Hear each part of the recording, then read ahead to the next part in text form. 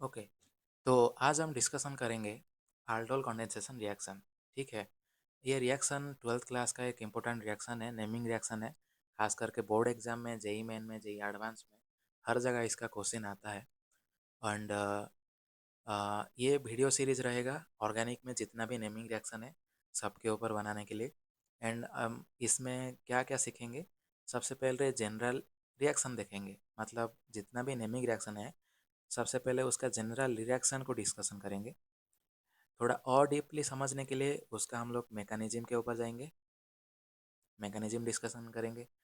उसके बाद उसका सारा क्वेश्चन एंड आंसर डिस्कशन करेंगे। किस बेसिस में? एनसीईआरटी, एनसीईआरटी लेवल का सारा डिस्कशन करेंगे।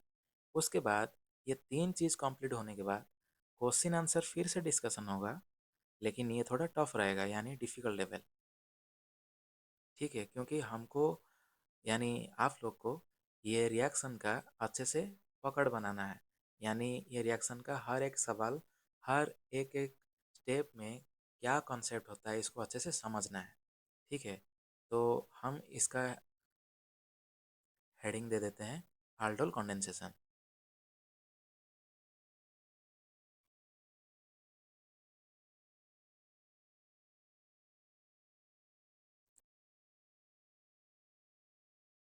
आल्डोल कंडेंसेशन। ठीक है, तो स्टार्ट करते हैं। अच्छा, ये रिएक्शन का पहले कंडीशन चेक करते हैं। ठीक है। ये रिएक्शन का पहले कंडीशन ये है कि इसमें एक अल्फा हाइड्रोजन का रिक्वायरमेंट होता है। अल्फा हाइड्रोजन रिक्वायर होता है इसमें। और क्या कंडीशन है? ये रिएक्शन में जो हम रिएजेंट का यूज़ करते हैं वो रिएजेंट जनरली डाइल्यूटेड बेस होता है। डाइल्यूटेड बेस, कॉन्सेंट्रेटेड बेस क्यों नहीं, ये हम वीडियो लास्ट में देखेंगे। ठीक है। डाइल्यूटेड बेस का ज़रूरत होता है। जैसे एग्जांपल हम क्या क्या ले सकते हैं इसका? इसका एग्जांपल हम ले सकते हैं जैसे सोडियम हाइड्रोक्साइड या बेरियम हाइड्रोक्साइड और पोटासियम कार्बोनेट। ठीक है। ये सब डाइल्यूटेड बेस का हम यूज़ कर सकते हैं। ओके, अभी रिएक्शन का जो स्कीम है, मतलब वो रिएक्शन दिखता कैसा है उसको हम लिख देते हैं पहले। ये रिएक्शन जनरली कार्बोनिल कंपाउंड में होता है, जैसे आल्डिहाइड एंड कीटोन। ठीक है, तो हम आल्डिहाइड को लेकर स्टार्ट करते हैं। CH3, C double bond OH। तो इसका नाम आपको पता होगा। ठीक है, इसका IUPAC name and common name दोनों को याद रखना ज़रूरी होता है। इसका जनरल नेम है एसिटाल्डिहाइड, एसिटाल्डिहाइड। ठीक है। तो इसको हम रिएक्शन कराएंगे सेम एसिटाल्डिहाइड के साथ। अभी आप सोच रहे होगे ऐसा क्यों, और जिसको पता है उसको तो पता होगा ही, लेकिन जो नया नया देख रहा है इसको थोड़ा डाउट हो सकता है कि सर सेम मॉलिक्यूल के साथ हम सेम मॉलिक्यूल क्यों रिएक्शन करा रहे हैं। तो थोड़ा बना रहिए वीडियो में, धीरे धीरे समझ में आ जाएगा। NaOH। ठीक है। तो देखिए, ये जनरली एक कंडेंसेशन रिएक्शन है। कंडेंसेशन रिएक्शन मतलब हम यहाँ पे छोटे से मतलब साइड में समझा देते हैं। कंडेंसेशन रिएक्शन का मतलब ऐसा समझ लीजिए कि दो कंपाउंड है, जैसे X हो गया एंड Y हो गया। ये दो कंपाउंड क्या है, वो आपस में कंबाइन करेगा। X प्लस वाई, ये दोनों आपस में कंबाइन करके एक दूसरा बड़ा सा कंपाउंड फॉर्मेशन करेगा, सपोज हम मानेंगे Z। लेकिन ट्विस्ट ये है कि रिएक्शन होने के बाद एक छोटा सा मॉलिक्यूल साइड वाइज, मतलब साइड प्रोडक्ट में फॉर्मेशन हो जाता है। छोटा सा मॉलिक्यूल इन द सेंस ये मॉलिक्यूल कुछ भी हो सकता है, वाटर भी हो सकता है, अमोनिया हो सकता है। छोटा छोटा मॉलिक्यूल, मतलब इनका कंपैरिजन में देखा जाए तो इनका कोई अ, औकात नहीं है, ऐसा बोल सकते हैं। ठीक है, ऐसा भी नहीं है, ज़्यादा बोल दिए। मतलब कंडेंसेशन रिएक्शन मतलब ऐसा समझ लीजिए कि दो कंपाउंड कंबाइन होके एक बड़ा सा कंपाउंड फॉर्मेशन करता है with elimination of small molecule, जैसे वाटर हो गया, अमोनिया हो गया, या कोई भी कार्बन डाइऑक्साइड गैस भी बोल सकते हैं। ठीक है। तो इसे बोला जाता है कंडेंसेशन रिएक्शन। तो डेफिनेशन में हमको जाना नहीं है, अगर किसको डाउट था तो हम आपको समझा दिए। ठीक है। ओके। तो ये रिएक्शन जब एसिटाइलडिहाइड के साथ होता है तो पहले यहाँ पे क्या फॉर्मेशन होगा, पहले एक aldol फॉर्मेशन होगा, CH3 COH CH2 C double bond OH। ठीक है, मतलब देखिए ये एसिटाल्डिहाइड जब दूसरा एसिटाल्डिहाइड के साथ रिएक्शन करेगा तब यहाँ पे एक कंपाउंड फॉर्मेशन होगा, वो देखने के लिए कुछ इस तरह का है। इस कंपाउंड को जनरली बोला जाता है aldol।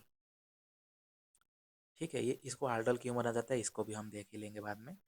फिर दूसरा स्टेप में क्या होता है, स्टेप नंबर 2 में इसमें फिर से हम क्या करेंगे, बेस के साथ रिएक्शन कराएंगे और दूसरा इसको हीट देना पड़ेगा। हीट मतलब ये हीट के बिना नहीं तो नहीं होगा, इसका काम नहीं बनने वाला अच्छे से, क्योंकि ये कैटलिस्ट के जैसा काम करेगा। ठीक है, तो देखते हैं, ये हम बस रिएक्शन लिखा रहे हैं, मैकेनिज्म अभी आया नहीं है। ठीक है, तो ये होने के बाद प्रोडक्ट क्या बनेगा, CH3, यहाँ पे CH डबल बॉन्ड CH, फिर C डबल बॉन्ड OH। ठीक है, तो ये हमारा है फाइनल प्रोडक्ट, ये है हमारा फाइनल प्रोडक्ट। तो देखिए इसको लिख लीजिए वीडियो पॉज करके, एसिटाल्डिहाइड के साथ डाइल्यूटेड NaOH या कोई भी बेस यूज़ होगा तो सबसे पहले मतलब आ, बनेगा aldol। उसके बाद यहाँ पे हमारा फाइनल प्रोडक्ट बनेगा कंडेंसेशन होने के बाद। ठीक है, इसे जनरली बोला जाता है alpha beta on saturated carbonyl compound. Carbonyl compound के बदले हम यहाँ पे लिख सकते हैं aldehyde, alpha beta on saturated aldehyde. क्यों, क्योंकि यहाँ पे हमारा एल्डिहाइड है। और अल्फा बीटा क्यों, अल्फा बीटा इसीलिए क्योंकि ये हमारा अल्फा पोजीशन है और ये बीटा पोजीशन है, इनका बीच में डबल बॉन्ड है। खैर, ये तो हो गया जनरल रिएक्शन। अभी हम लोग डिस्कशन करेंगे इसका मैकेनिज्म किस तरह का करना चाहिए। मैकेनिज्म, ठीक है, ओके। अभी आता है सबसे इंटरेस्टिंग पार्ट, मतलब यही है तुम्हारा पूरा बेसिक फंडामेंटल चीज़। अगर ये नहीं समझोगे तो ऊपर वाला रिएक्शन को कितना भी रट्टा मार लीजिए वो कभी याद ही नहीं रहेगा। ठीक है, हालांकि आप ट्रिक वाइज याद कर सकते हो लेकिन उसका कोई मतलब नहीं बनता है। अगर क्वेश्चन को थोड़ा घुमा फिरा दिया जाए तो आप हमेशा गलत आंसर ही दोगे। ठीक है, तो मैकेनिज्म को अच्छे से समझिए। ओके, सबसे पहले हम लोग के पास था एक acetaldehyde CH3 double bond O and H। इसको हम प्रोवाइड किए एक डाइल्यूटेड बेस मतलब NaOH। सर, अगर आपको पता होगा कि NaOH जो बेस होता है, बेस लोग का काम क्या होता है, बेस जैसे एसिड प्रोटॉन डोनेट करता है तो बेस क्या करेगा, प्रोटॉन को अब्स्ट्रैक्ट करता है ना। तो हमारे पास ये है कंपाउंड, इस कंपाउंड में एक अल्फा हाइड्रोजन होना ज़रूरी है। एंड वो अल्फा हाइड्रोजन कौन है, देखिए ये हमारा हो गया फंक्शनल ग्रुप।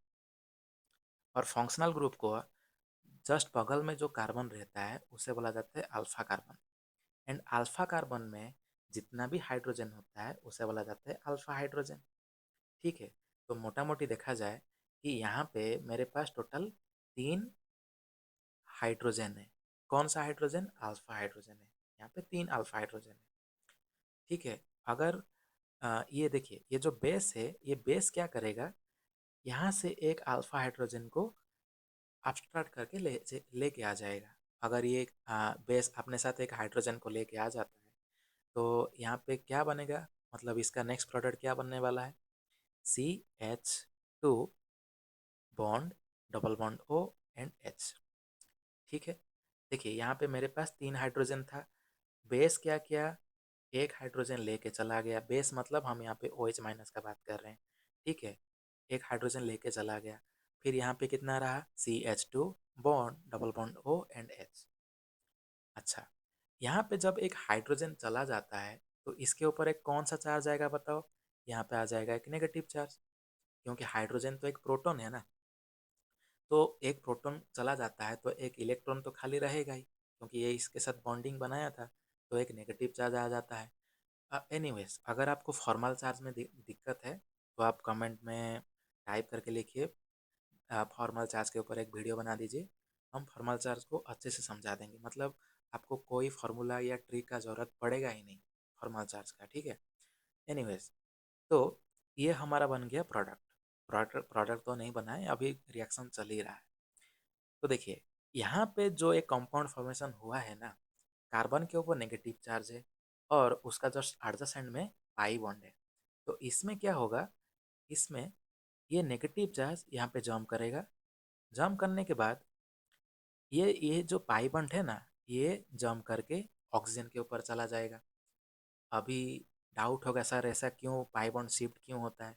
वो ऐसा इसीलिए, देखिए जब आप यहाँ पे एक बॉन्ड फॉर्मेशन करोगे तो कार्बन का अभी टोटल बॉन्ड कितना हो जाएगा बताओ?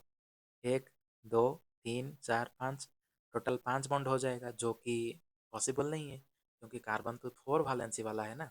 तो 4 5 वैलेंसी हो तो संभाल ही नहीं सकता है 5 बॉन्ड को एक साथ में। तो इसीलिए पाई बॉन्ड तो वीक होता है, तो इसलिए एक पाई बॉन्ड को ये तोड़ के उसका चार्ज को ऑक्सीजन के ऊपर लेके चला जाता है।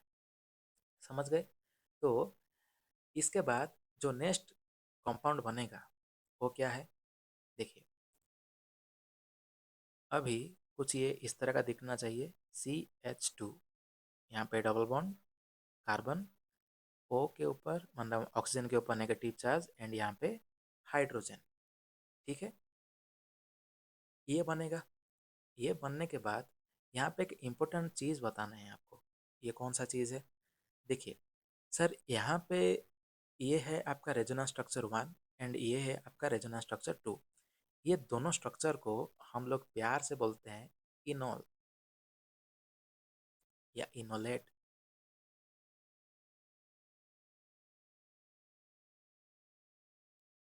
ठीक है, इनोलेट बोला जाता है। ये इनोलेट एक कंपाउंड है, मतलब इसका भी बढ़िया बढ़िया केमिस्ट्री है, ठीक है। इसके लिए सेपरेट वीडियो बनाना चाहिए। इनोलेट जनरली आपको टोटोमरिज्म का आइसोमरिज्म, टोटोमरिज्म, आइसोमरिज्म ये सब में देखने को मिलेगा, ठीक है। उसके बाद इतना तक आप समझ चुके होंगे, आई थिंक इसमें कोई डाउट है ही नहीं, ठीक है। लेकिन मेरा एक सवाल है, इस सवाल का जवाब दीजिए। यहाँ पे जो कंपाउंड है, कोई कोई स्टूडेंट सोचा होगा कि सर हाइड्रोजन तो यहाँ पे भी है, लेकिन आप इस वाला हाइड्रोजन को ही क्यों कंसिडर किए? ठीक है, अच्छा मान के चलो जनरली ये अल्फा हाइड्रोजन तो है ही नहीं। अगर क्या होगा, इफ़, मतलब हम इफ़ वाला सवाल करेंगे, ठीक है। क्या होगा कि अगर बेस ये वाला हाइड्रोजन को अपस्टर्ड करके चला जाए, ठीक है। अगर ऐसा होता है, गलती से भी होता है, तो देखिए क्या होना चाहिए। CH3 डबल बॉन्ड O, यहाँ से जब हाइड्रोजन चला जाएगा तो जाहिर सी बात है यहाँ पे एक नेगेटिव चार्ज आएगा, ठीक है। तो यहाँ पे जो एक कंपाउंड फॉर्मेशन होगा ना, ये कंपाउंड बहुत ज़्यादा अनस्टेबल है। क्यों अनस्टेबल है?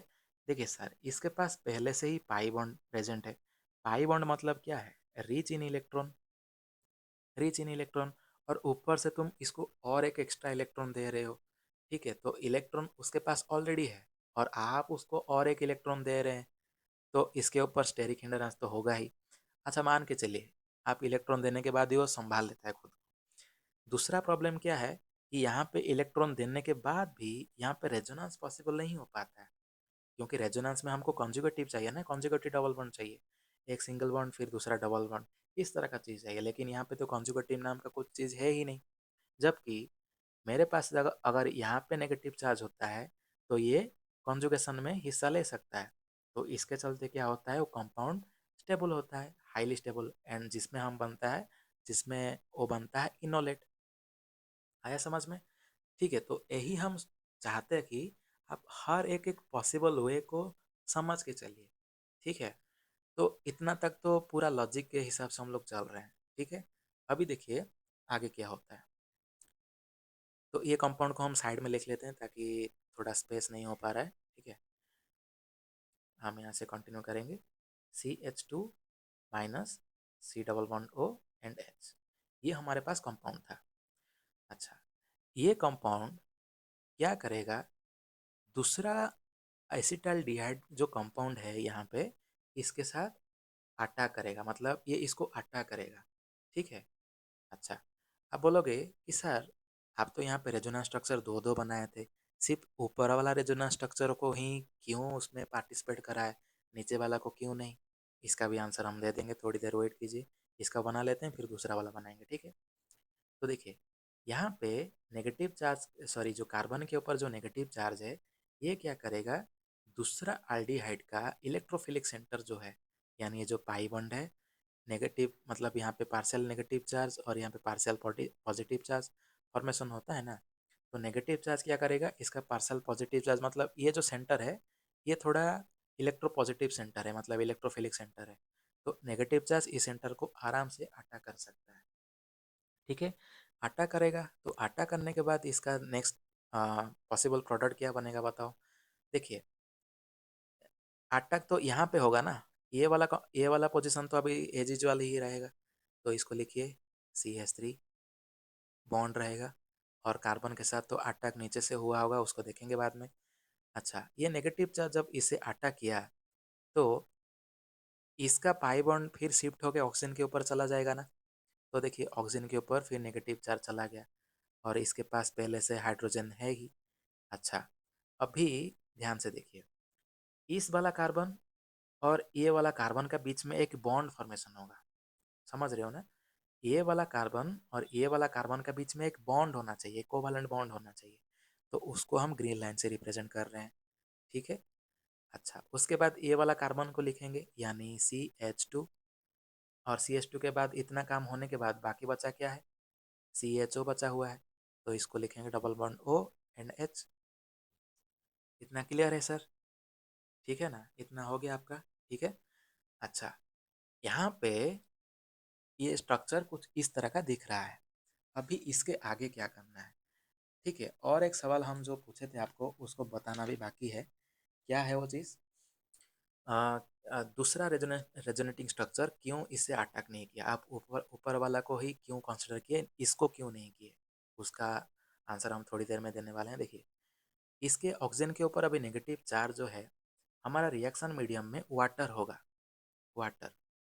ये क्या करेगा, ये नेगेटिव चार्ज वाटर का एक हाइड्रोजन को स्टार्ट करके लेगा। फिर ये क्या करेगा, अगर जब नेगेटिव चार्ज ये हाइड्रोजन को स्टार्ट कर लेगा, तो यहाँ पे फॉर्मेशन होगा एक alcohol, CH3OH, CH2 double bond O&H। इतना समझ में आया? और यहाँ पे हम हाइड्रोजन नहीं लिखे, मतलब यहाँ पे हाइड्रोजन नहीं लिखे, क्योंकि हाइड्रोजन को लिखोगे ठीक है, नहीं भी लिखोगे तब भी ठीक है, क्योंकि उसको माना जाता है कि उस पोजीशन में हाइड्रोजन अवेलेबल है, ठीक है। तो ये हमारा बन गया 50% का काम। इसका नाम क्या है, इसका नाम क्या है बताएगा कोई? कमेंट सेक्शन में टाइप करके बताओ, या वीडियो पॉज करके आप ट्राई कर सकते हो, ठीक है। चलो, इसका नाम हम आपको शॉर्ट फॉर्म में बता देते हैं। इसका IUPAC बताएंगे, कॉमन नेम भी बता देंगे, ठीक है। इसका IUPAC कैसे होगा? जनरली यहाँ पे दो ग्रुप है, एक है अल्कोहल और एक है अल्डिहाइड। तो प्रायोरिटी किसको मिलेगा? अल्डिहाइड को मिलेगा ऑफ कोर्स। तो इसको नंबरिंग दीजिए 1, 2, 3 एंड 4। अभी 3 नंबर में देखिए अल्कोहल प्रेजेंट है ना, तो अल्कोहल का सफिक्स, सॉरी प्रीफिक्स क्या होता है? 3 हाइड्रोक्सी। 3 हाइड्रोक्सी हो गया, प्रीफिक्स का काम खत्म। अभी ब्यूटेन, क्योंकि 4 कार्बन है, ब्यूटेन लिखेंगे ना, ब्यूटेन। हाँ, ब्यूटेन तो लिखेंगे, लेकिन यहाँ पे हमारा आल्डिहाइड है, तो आल्डिहाइड के लिए लास्ट में सफिक्स यूज होता है AL, तो ब्यूटानॉल। तो 3 हाइड्रोक्सी ब्यूटानॉल, ये तो हो गया इसका IUPAC नाम, IUPAC वाला नेम, IUPAC। अच्छा, लेकिन इसको आल्डोल भी बोला जाता है, बोले थे ना थोड़ी देर पहले। अच्छा, क्यों आल्डोल बोला जाता है? देखिए, ये कंपाउंड में एक आल्डोल भी है, मतलब आल्डिहाइड है जनरली, आल्डिहाइड। और क्या है सर? इस कंपाउंड में एक अल्कोहल भी है, अल्कोहल। तो इस कंपाउंड का ये वाला हिस्सा और ये वाला हिस्सा को ऐड करके लिखो, यानी आल्डोल। तो ये हो जाता है आल्डोल। अभी आया समझ में? इसे आल्डोल क्यों बोला जाता है? क्योंकि आल्डिहाइड प्लस अल्कोहल इसमें प्रेजेंट है। तो आल्डिहाइड का आल्ड एंड अल्कोहल का OL को कंबाइन करके इसको बोला जाता है आल्डोल, ठीक है। अच्छा, तो ये इसका कॉमन नेम और ये इसका शॉर्ट फॉर्म हो गया। अभी चलते हैं, ये अभी 50% कवर हुआ है, ठीक है ना, अभी अभी भी फाइनल प्रोडक्ट निकला नहीं है, ठीक है। इसको आल्डोल रिएक्शन बोला जाता है, आल्डोल कंडेंसेशन नहीं, क्योंकि कंडेंसेशन होना बाकी है। और एक हाँ, ये हास्टा करके लिखो तुम लोग, ठीक है। इस रिएक्शन को अभी जितना बना है ना, इससे बोला जाता है आल्डोल रिएक्शन, या आल्डोल एडिशन रिएक्शन बोला जाता है, नहीं तो आल्डोल रिएक्शन बोला जाता है। क्योंकि अभी कंडेंसेशन तो हुआ नहीं है, कंडेंसेशन होने के बाद हम लोग बोलेंगे ये आल्डोल कंडेंसेशन हुआ है, इसलिए हम यहाँ पे लिखे हैं 50%। समझ गए?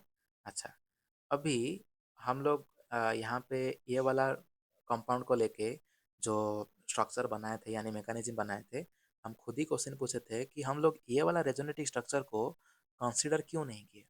तो देखिए, हम नेक्स्ट पेज में जाते हैं।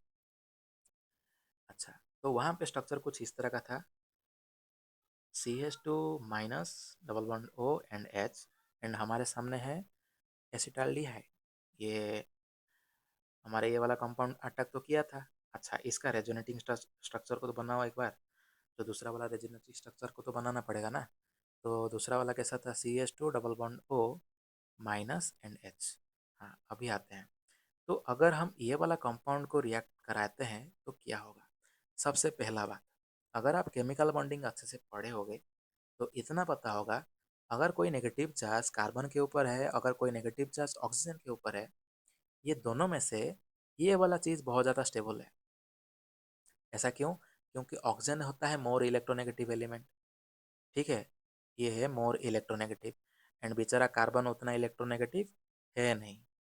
तो होता क्या है कि ऑक्सीजन ये वाला इलेक्ट्रॉन को बहुत अच्छे से हैंडल कर सकता है, मतलब संभाल सकता है, लेकिन कार्बन क्या करता है, इस नेगेटिव चार्ज को कंट्रोल कर ही नहीं पाता है।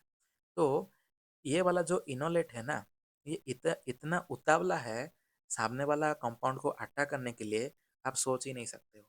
क्योंकि ये वाला कंपाउंड, मतलब जो इसका दूसरा रेजोनेटिव स्ट्रक्चर है, ये काफ़ी स्टेबल है, क्योंकि ऑक्सीजन तो ऐसे भी इलेक्ट्रोनेगेटिव है और उसके पास नेगेटिव चार्ज है, तो इसको कोई फर्क नहीं पड़ता। ये चाहता है कि भाई हम अपने जगह पे है, तुम लोग को जो करना है मरो खाओ पियो, कुछ भी करना है तो करो, हम कहीं नहीं मूव करने वाले।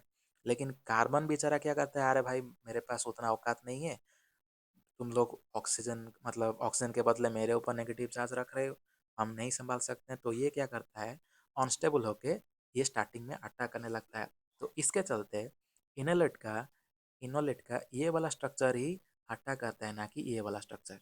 अभी आया बात समझ में? अभी जाए, या कुछ और डाउट है? डाउट होगा तो मेंशन कीजिए, ठीक है। एनीवेज, तो हमारा यहाँ पे ख़त्म हो गया था 50% तक रिएक्शन। अभी इसके बाद वाला क्या, चलो इसको लिख लेते हैं यहाँ से। हाँ, इसको लिखा लेते हैं ताकि यहाँ से कंटिन्यू करेंगे। CH3OH,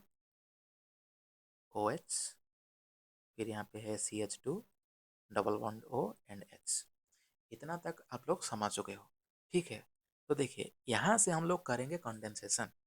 कंडेंसेशन मतलब यहाँ से कुछ ना कुछ अभी छोटा मोटा मॉलिक्यूल एलिमिनेट होना चाहिए।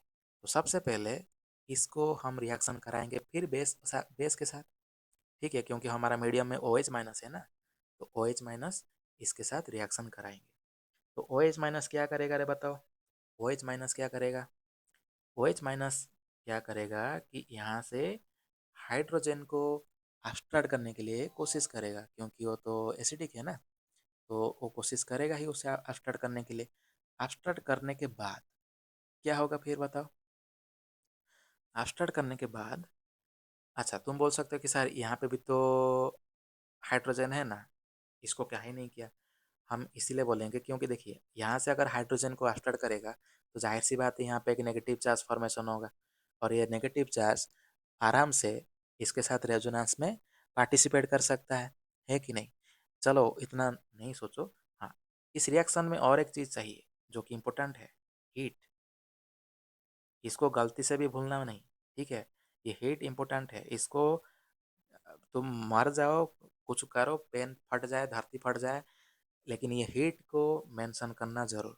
नहीं तो जो भी पेपर चेक करता है ना, तो वही कोशिश करता है कि इस स्टूडेंट का मार्क्स को कैसे काट दें हम, ठीक है। मतलब सबका तो नहीं जानते, लेकिन हम ऐसा ही करते हैं। एनीवेज, मज़ा कर रहे हैं। तो देखिए, जब ये OH माइनस यहाँ से एक हाइड्रोजन को स्टार्ट करेगा, तो इसका नेक्स्ट प्रोडक्ट कैसा दिखेगा बताओ? CH3OH CH, क्योंकि एक हाइड्रोजन तो चला गया है, negative charge, double bond O&H। इतना तक आया समझ में? अच्छा, अभी देखिए ये नेगेटिव चार्ज क्या करेगा, यहाँ पे जंप करेगा, मतलब समझ रहे हो ना क्या हम बोलना चाहते हैं? ये नेगेटिव चार्ज जंप करेगा इस तरफ, मतलब इस तरफ, लेकिन नेगेटिव चार्ज जंप इस तरफ करने से पहले कंपाउंड मतलब ऑर्गेनिक का जितना भी लोचा होता है वो लोग क्या करता है ना, ये कंपाउंड का एनर्जी को स्टेबलाइज करने के लिए ये रेजोनेंस में पार्टिसिपेट करेगा। ये इलेक्ट्रॉन पहले क्या करेगा, लेफ्ट साइड को ना जाके ये राइट साइड में जाके घूम घाम के आएगा पहले, क्योंकि इसके पास बहुत ज़्यादा पैसा है। ठीक है, घूम के पैसा ख़त्म करेगा फिर आएगा। तो इसको करना क्या है, ये वाला को मिटाइए। अरे मिट जा रहा भाई, हाँ। तो देखिए ए नेगेटिव चार्ज रेजोनेंस में पार्टिसिपेट करेगा किसके साथ, एल्डिहाइड के साथ। इसके उसके बाद ही हम एलिमिनेट करेंगे, क्योंकि ये प्रोसेस है भाई, ठीक है, हम कुछ नहीं कह सकते हैं। तो देखो CH3OH CH डबल बॉन्ड आएगा एंड ऑक्सीजन के ऊपर नेगेटिव चार्ज। फिर ये पहला स्ट्रक्चर हुआ, रेजोनेंस में पार्टिसिपेट करेगा, फिर इसको नीचे लेके आएगा, फिर पागल जैसा ये इधर जाएगा। रेजोनेटिंग स्ट्रक्चर का सिंबल दो, CH3OH, फिर CH माइनस, फिर O माइनस, फिर H। इतना तक हो गया ना? इतना तक होने के बाद ये क्या करेगा, अब भी लेफ्ट साइड में जंप करेगा, अभी लेफ्ट साइड में जंप करेगा। और इसी सेम टाइम में इसको हम ब्रैकेट में रख लेते हैं ताकि कंफ्यूजन ना हो। इतना है इसका रेजोनेटिंग स्ट्रक्चर, ठीक है।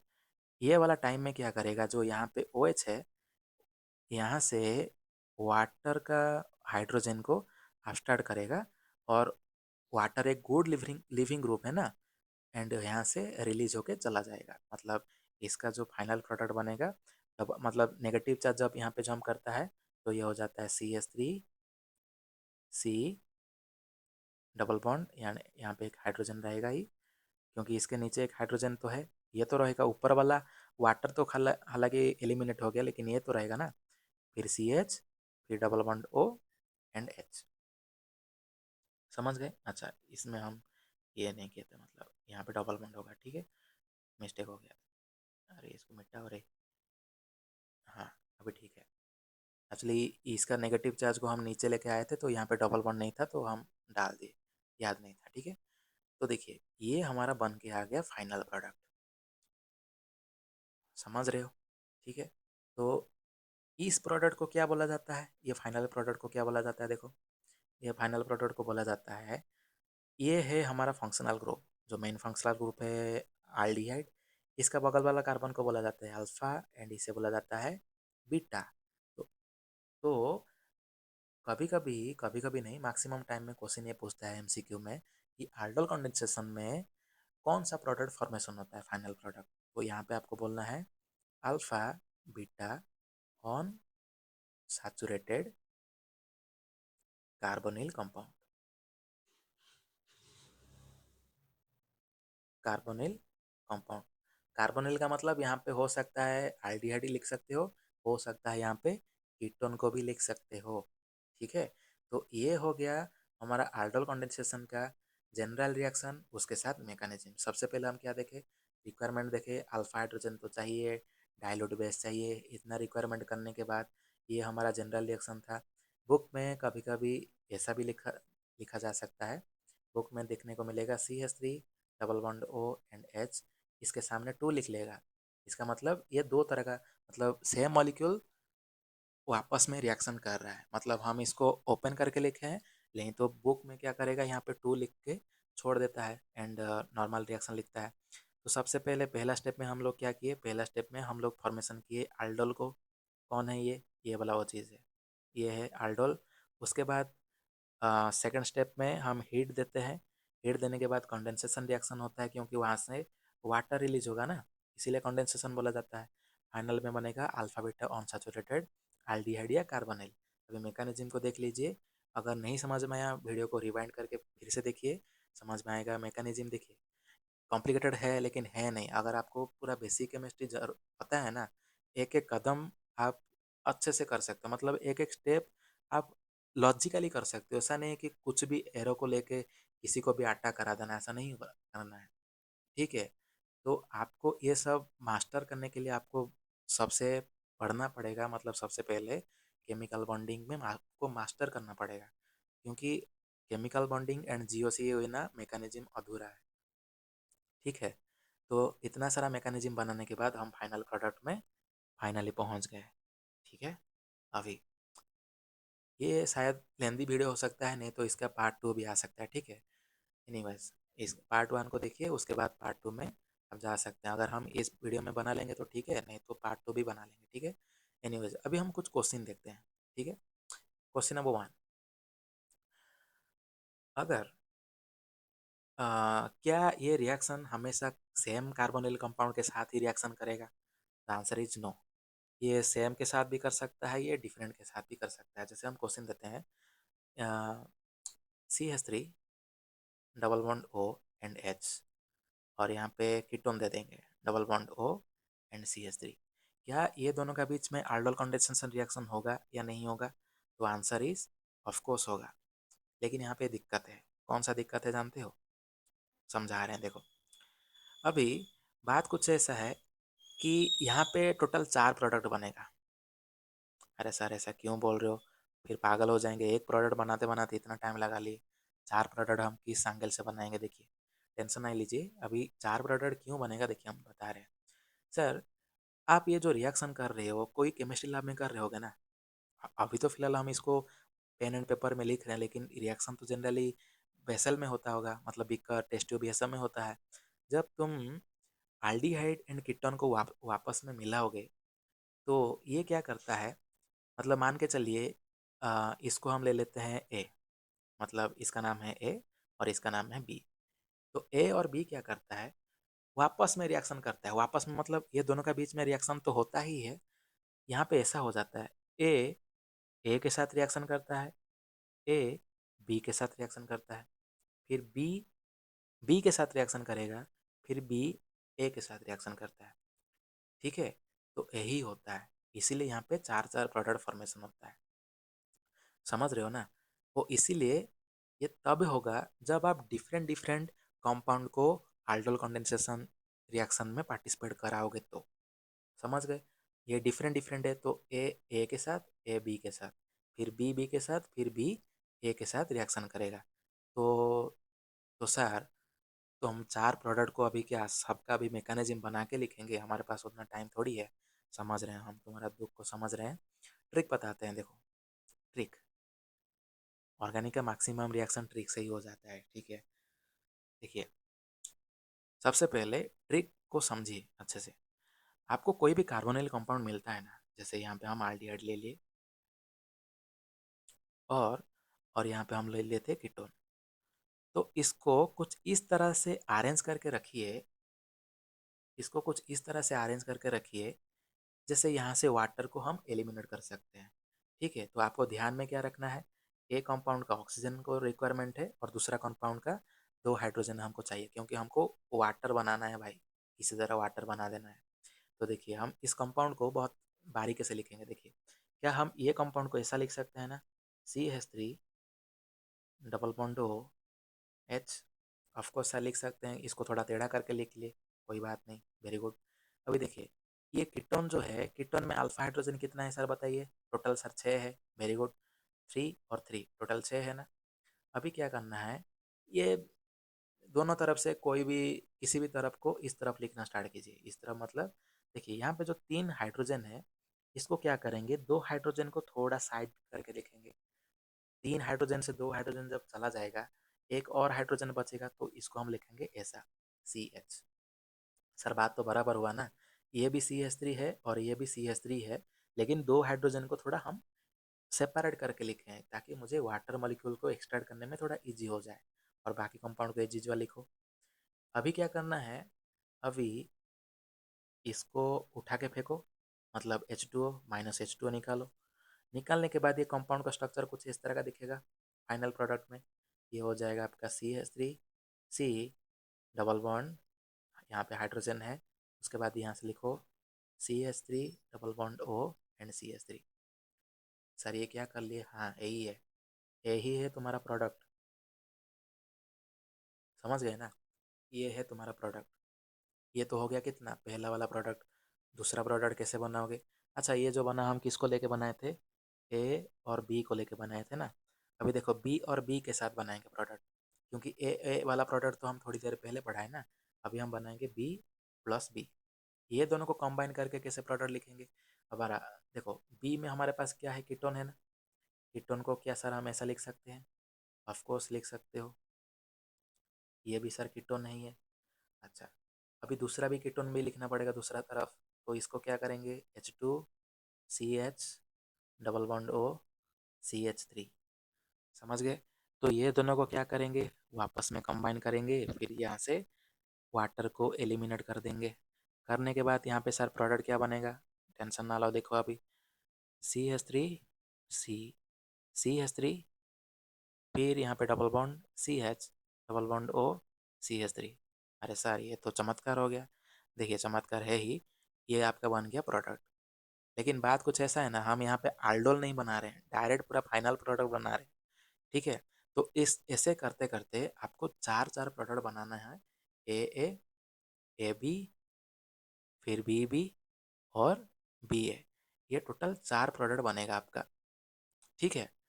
कौन कहाँ पे बनेगा, यहाँ पे जो क्वेश्चन दिए थे थोड़ी देर पहले, यहाँ पे जो क्वेश्चन था, एसिटाल्डिहाइड एंड कीटोन के साथ रिएक्शन करने में चार चार प्रोडक्ट फॉर्मेशन होता है, समझ गए। तो और एक क्वेश्चन डिस्कशन कर लेते हैं कि आई थिंक वीडियो थोड़ा लेंदी हो गया है, तो इसका सेकंड पार्ट हम बनाएंगे, उसमें और ज़्यादा क्वेश्चन देंगे। तो अभी के लिए वीडियो को यहाँ पे स्टॉप करते हैं। अगर वीडियो में कुछ कमी है एंड कुछ डाउट है तो या कुछ सजेशन देना चाहते हो तो कमेंट में टाइप करके प्लीज़ फीडबैक दे दीजिए, ठीक है। तो नेक्स्ट वीडियो में हम लोग देखेंगे बहुत सारा ढेर सारा क्वेश्चन, मतलब जितना भी बोर्ड एग्जाम में आया हुआ है, बोर्ड एग्जाम वाला क्वेश्चन देखेंगे, जेई वाला क्वेश्चन देखेंगे, ठीक है। और क्या देखना है, हाँ, और कुछ लॉजिकल क्वेश्चन कि हम यहाँ पे कॉन्सेंट्रेटेड एच बेस देते हैं, कॉन्सेंट्रेटेड NaOH या कॉन्सेंट्रेटेड बेस दिए होते, क्या यहाँ पे आइडल कंडेंसेशन होता कि नहीं होता, ठीक है। ये सवाल आप ढूंढ के भी लिख के हमको कमेंट में टाइप करके भेज सकते हो। अच्छा, और क्या रिएक्शन है, हाँ, और एक क्वेश्चन क्या है कि सर लास्ट में हीट देना जरूरी था क्या, क्या हीट जरूरी है, क्या पता ज़रूरी है कि नहीं है, ठीक है, ये आपको नेक्स्ट वीडियो में पता चलेगा।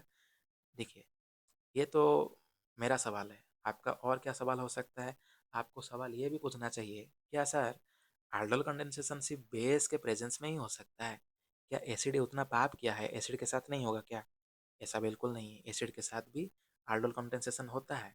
तो आल्डोल कंडेंसेशन सर दो टाइप का होना चाहिए, ऑफकोर्स दो टाइप का है, एक है बेस कैटालाइज्ड और एक है एसिड कैटालाइज्ड।